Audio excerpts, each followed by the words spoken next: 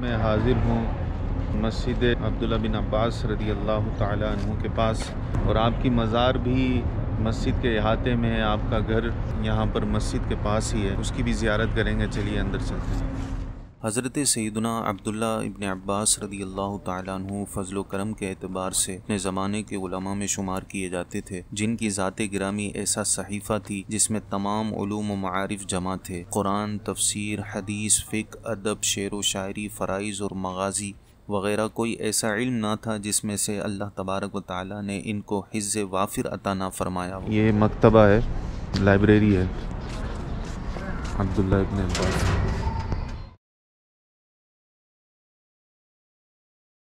اس دیوار کے پیچھے جو ہے حضرت عبداللہ بن عباس رضی اللہ تعالیٰ عنہ کی مزار شریف ہے۔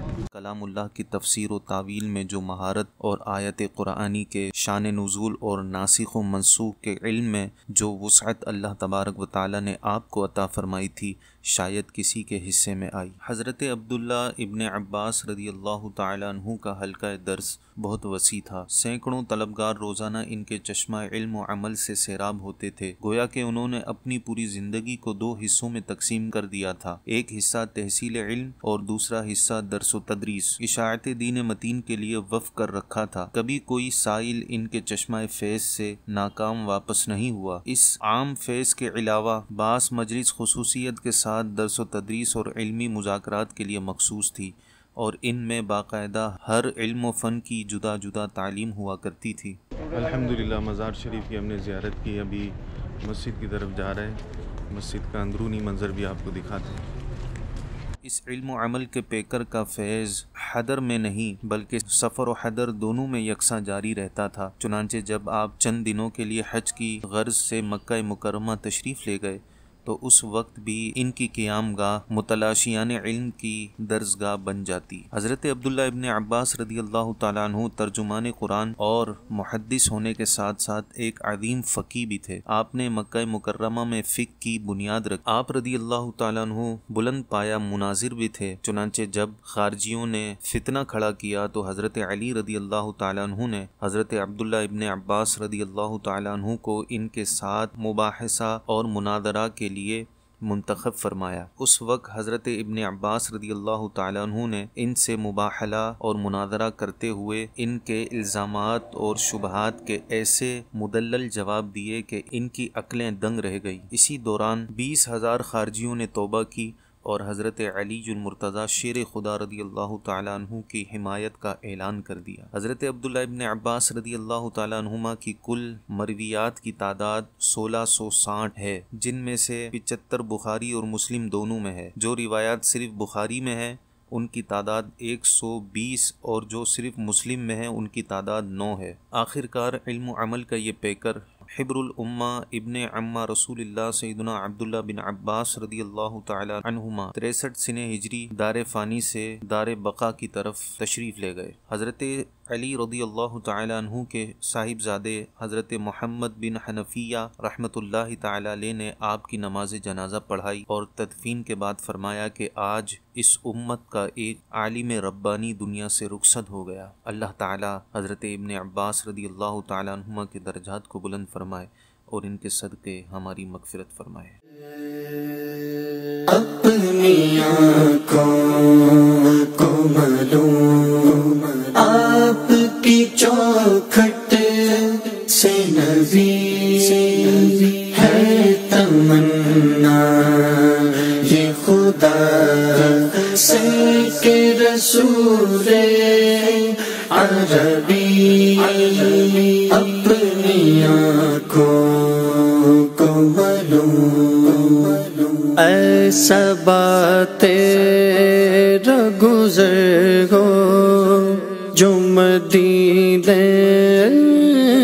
میں کبھی جانا اس گنبد خضرا میں کہے جس۔ مسجد علی کے بارے میں مختلف روایات ہیں۔ بعض کہتے ہیں کہ یہ حضرت علی رضی اللہ تعالیٰ عنہ کے حکم سے بنائی گئی، بعض کہتے ہیں کہ حضرت علی یہاں تشریف لائے تھے، بعد میں اسے بنایا گیا۔ اور اس مسجد کے بارے میں یہ آتا ہے کہ دنیا میں سب سے پہلا مینار جس مسجد کے لیے بنایا گیا وہ یہی مسجد ہے۔ واللہ تعالی اعلم بالصواب۔ کرنا میری جانب سے بسد شوق دلی اپنی آنکھوں کو معلوم۔ میرے بیک سائڈ پر مسجد رسول ہے اور اس پہاڑی کے اوپر آپ دیکھ سکتے ہیں ایک بڑا سا پتھر ہے۔ یہ آقا علیہ الصلوۃ والسلام پر کفار نے گرانے کی کوشش کی تو اللہ پاک کے حکم سے آقا علیہ الصلوۃ والسلام نے اس پتھر کو روک دیا، اور ابھی بھی دیکھیں یہ ایسا لگ رہا ہے کہ کسی چیز نے اس کو روکا ہوا ہے، حالانکہ یہ ڈھلان پر ہے لیکن گر نہیں رہا، ویسا کا ویسا ہی ہے۔ یہ ابھی ان لوگوں نے چھت بنا دی ہے، یہ کھلا ہوتا تھا اور کھجور کی چھال کی چھت تھی تو اوپر سے وہ پتھر بھی دکھتا تھا، یہاں سے دکھتا تھا۔ ابھی انہوں نے باقاعدہ چھت بنا دی لیکن یہ پرانی عمارت ابھی بھی موجود ہے، یہ قدیم تعمیر ہے۔ یہ جو آپ پتھر دیکھ رہے ہیں بروں کو مولا اس لیے آپ کے در مسجد رسول کے پاس یہ قدیمی عرب کے گھر بنے ہوئے ہیں، یہ دیکھیں پرانے دور کے، لکڑی بھی پرانی ہے۔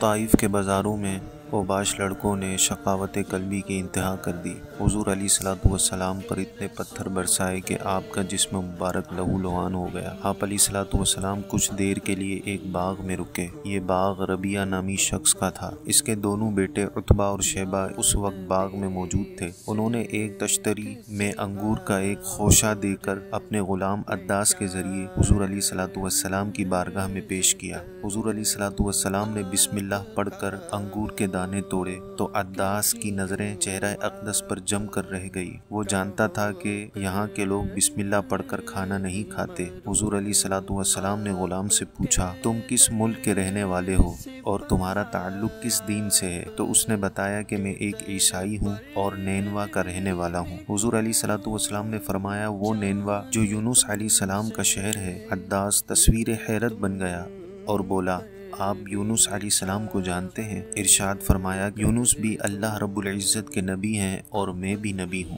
عداس فرط عقیدت سے اٹھ کھڑا ہوا اور پہلے حضور علیہ الصلوۃ والسلام کے سر انور کو چوما اور پھر حضور علیہ الصلوۃ والسلام کے پائے مبارک قدم شریف کے بوسے لینے لگا۔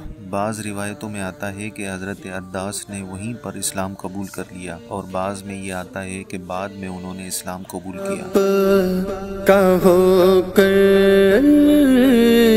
مروں آپ کے در سے پلا، آپ کے در پر ہی مٹوں، جان تم سے ملی تم پر ہی نچا۔ ابھی ہم لوگ طائف شہر سے مکہ مکرمہ جا رہے ہیں اور بیچ میں یہ میقات پڑتی ہے اور میقات کا نام ہے قرن المنازل۔ ابھی یہاں پر ہم احرام چینج کریں گے، پھر عمرے کی نیت کریں گے۔ آپ کو دکھاتا ہوں اندر کے مناظر۔ یہ خدا سے کے رسول عربی۔ قرن المنازل طائف شہر کے شمال میں 55 کلومیٹر اور مکے سے 75 کلومیٹر کے فاصلے پر ایک مقام ہے۔ اس کا موجودہ نام سیل الکبیر ہے۔ یہ نجد سے آنے والوں کی میقات ہے۔ حضور بدنی روح حاضر ہے مگر مثل اویسے قرنی، جسم ہندی ہے میرا جان ہے میری مدنی، یا خدا دور کسی طرح ہو بعد بدنی، اپنی آنکھوں کو آپ کی چاک نبی